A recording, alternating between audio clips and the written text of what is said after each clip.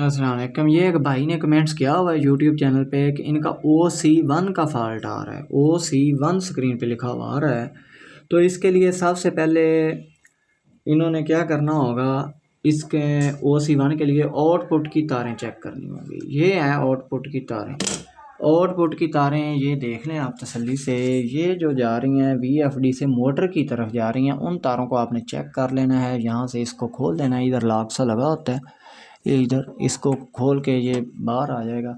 और ये आपने ऊपर सोलर वाली तारें तो चेक करेंगे, साथ आपने ये मोटर वाली तारों को देखना है। आगे जोड़ है इस तरह, जैसे ये जोड़ लगा हुआ है, या इससे आगे आप जो है मोटर के साथ जोड़ लगा हुआ है उसको आपने चेक कर लेना है। ये कहीं ना कहीं जोड़ में मसला होगा। अगर वो भी ठीक है फिर आपने मोटर को जाकर चेक करना होगा कि मोटर कहीं वो जाम तो नहीं हो गई या कोई मसला होगा।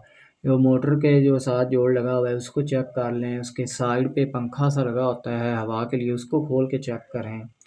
तो आपका या तो ये मोटर का मसला होता है या फिर आपका OC1 का फॉल्ट हो, तो आपकी आउटपुट की तारें जो हैं यहाँ से निकल जाती है या क्रॉस की हुई होती हैं, इस तरह का इशू होता है।